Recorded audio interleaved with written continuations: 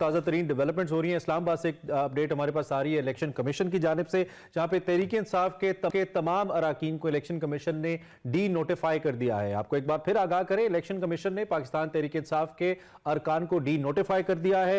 ये ताज़ा तरीन डेवलपमेंट है। इससे पहले आपको मालूम है पार्लियामेंट के अंदर जो मुख्तलिफ इस्तीफे पेश किए थे तहरीक रहनुमाओं ने, और फिर उसे वापस लेने की भी कोशिश की थी, लेकिन पार्लियामेंट के अंदर स्पीकर नेशनल असेंबली ने उनके इस्तीफों को मंजूर कर लिया था।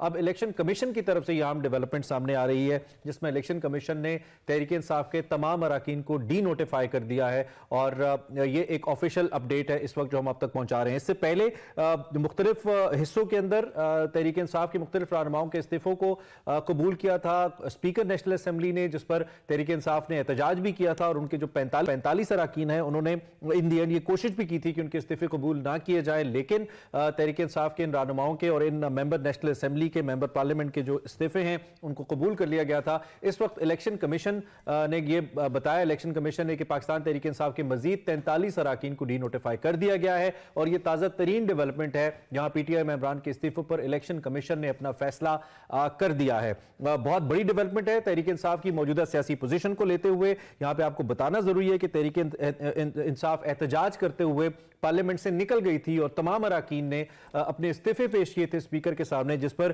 पहले स्पीकर ने यह कहकर इस्तीफे मंजूर करने से इनकार किया था कि तमाम अफराद को फर्दन आकर अपने इस्तीफों की तस्दीक करनी है, उसके बाद ये इस्तीफे कबूल किए जाएंगे। लेकिन तहरीक इंसाफ की जानिब से जब यह इंदिया दिया गया कि वो दोबारा पार्लियामेंट में या कौमी असम्बली में वापस आ रहे हैं, तो उसके बाद 3 मुख्तलिफ हिस्सों में तहरीक इंसाफ के जो मेंबरान कौमी असम्बली हैं उनके इस्तीफे कबूल कर लिए गए। और इस वक्त जो ताज़ा तरीन डेवलपमेंट है, शायद ये सारी डेवलपमेंट का एक आखिरी हिस्सा है, जिसमें इलेक्शन कमीशन ने मजीद 43 अराकीन को डी नोटिफाई कर दिया है, और इस तरह तहरीक इंसाफ के सभी अराकीन को इलेक्शन कमीशन ने डी नोटिफाई किया है। यह ताज़ा तरीन डेवलपमेंट है जो इस वक्त इस्लामाबाद से सामने आ रही है।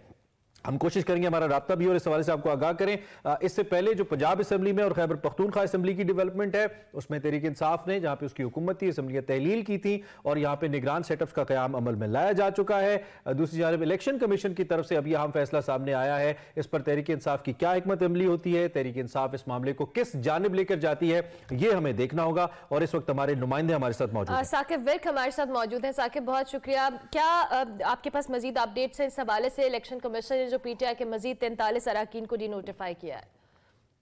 जी, स्पीकर कौमी असम्बली राजा परवेज अशरफ ने गुज़िश्ता रोज पीटीआई के जो 43 एमएनएज हैं उनके इस्तीफे मंजूर करके भेजे थे इलेक्शन कमीशन ऑफ पाकिस्तान को, और ये कहा था कि जी आप जो इस्तीफे जो हैं वो मंजूर करके इनको डी नोटिफाई जो है वो किया जाए।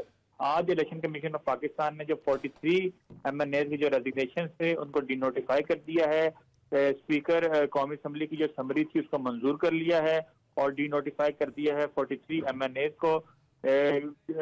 हमने देखा था कि पीर के रोज जब पीटीआई के अरकान इलेक्शन कमीशन आए थे तो उन्होंने कहा था कि अगर स्पीकर आपको हमारे जो इस्तीफे मंजूर करके भेजे तो आप हमें डी नोटिफाई ना करें। उस पर इलेक्शन कमीशन ने आज फैसला किया है और पीटीआई के 43 एमएनएज को डी नोटिफाई कर दिया गया है। अब ये देखना है कि जो पीटीआई है वो इस मामले को कैसे देखती है, इसको जो अदालत है उसमें चैलेंज करती है, या जो इस्तीफे जो मंजूर करने का जो ऑर्डर हुआ है इसको इसी तरह एक्सेप्ट कर लेती है। क्योंकि आज जो पीटीआई की जो तवज्जो है वो किसी और इशू के ऊपर है, जो कि गिरफ्तारी अमल में लाई गई है पीटीआई की जो वाइस प्रेसिडेंट है फवाद चौधरी।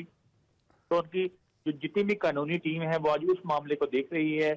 आज जब हमारी उनसे बात हुई ये डी नोटिफिकेशन के बाद तो उन्होंने कहा कि आज हम इस मामले पे बात नहीं कर सकते।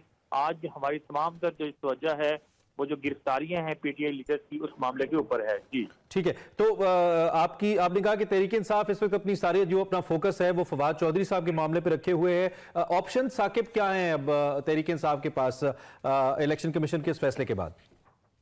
जी, तहरीक इंसाफ के पास ऑप्शन ये हैं कि तहरीक इंसाफ जो है वो आला अदलिया से रुजू कर सकती है इस केस के ऊपर, क्योंकि इंसाफ का ये मौका था कि उन्होंने ऑफिस टाइम पीर के रोज ऑफिस टाइम जो है वो स्टार्ट होने से पहले स्पीकर कौमी असम्बली और कौमी असम्बली सेक्रेटरीट को ईमेल की थी कि उनके इस्तीफे मंजूर ना दिए जाएं। उसके बाद उन्होंने इस मामले पर इलेक्शन कमीशन को भी आगाह किया था कि हमने स्पीकर कौमी असम्बली से जो है वो अपनी दरख्वास्त की है, और अगर स्पीकर कौमी असम्बली इसके बावजूद हमारे इस्तीफे मंजूर करते हैं तो आप हमें डिनोटिफाई ना करें। ठीक। तो इलेक्शन कमीशन ने जो है वो डिनोटिफिकेशन का जो है वो जारी कर दिया है। तो लेकिन जी साकिब, इस वक्त फिर नंबर गेम क्या रह गया है? क्या तहरीक इंसाफ मुकम्मल तौर पर जो तहरीक इंसाफ के अपने मेंबरान असम्बली हैं वो अब डीनोटिफाई हो चुके हैं कौमी असम्बली से? नंबर पोजीशन क्या है तहरीक इंसाफ की अब कौमी असम्बली में?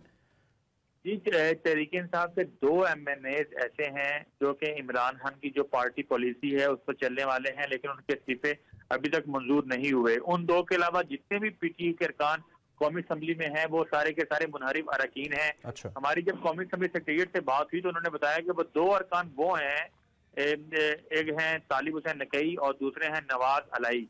ये दोनों अरकान ऐसे हैं जिन्होंने इस्तीफा भी दिया और साथ स्पीकर कौमी असम्बली को अपनी छुट्टी की दरख्वास्त भी भेज दी कि जो हमारी गैर हाजिरी है इसको तसव्वुर ना किया जाए।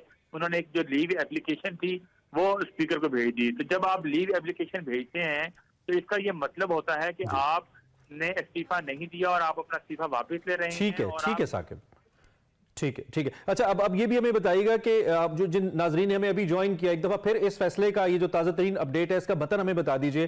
तहरीक इंसाफ के 43 मजीद अरकान को डिनोटिफाई किया गया। जी, स्पीकर कौमी असम्बली ने गुज़िश्ता रोज 43 MNA के इस्तीफे मंजूर करके इलेक्शन कमीशन को भिजवाए थे और इलेक्शन कमीशन से ये कहा था कि इनको डिनोटिफाई कर दिया जाए। उस पर इलेक्शन कमीशन ने स्पीकर रजब परवेज अशरफ की समरी मंजूर करते हुए 43 MNA जो हैं उनको डिनोटिफाई कर दिया है। इलेक्शन कमीशन में पीटीआई ने पीर को ये दरख्वास्त दायर की थी कि हमें डिनोटिफाई ना किया जाए अगर स्पीकर हमारे इस्तीफे मंजूर करते हैं, और ये तो जो सारा जो मामला है ये अब अदालत में जाता हुआ नजर आ रहा है। ठीक है, और आपकी कोई मरकजी क़यादत से तहरीक इंसाफ की बात हुई हो इस बारे में, उनका मौक़िफ़ क्या सामने आया? जी बिल्कुल, जब हमारी इस मुतालिक बात हुई तो उनकी कानूनी टीम ने कहा कि आज हमारा जो सारा जो तवज्जो है वो फवाद चौधरी जो कि पीटीआई के नायब सदर भी हैं, उन्होंने कहा कि उनकी जो जमानत करवाने के ऊपर है, क्योंकि उनकी गिरफ्तारी जो है वो अलग सुबह जो है अमल में लाई गई थी। तो उन्होंने कहा कि आज हमारी सारी टीम है वो इस इशू को देख रही है, जैसे ही हम इस इशू से फ्री होते हैं तो हम ये जो मामला ठीक है साकिब, ठीक है, बहुत शुक्रिया, आपने हमें आगाह किया। इस वक्त हमारे पास एक और अपडेट भी आ रही है जिसके बारे में आपको हमने आगाह करना है। तो इस्लामाबाद से हम आगाह किया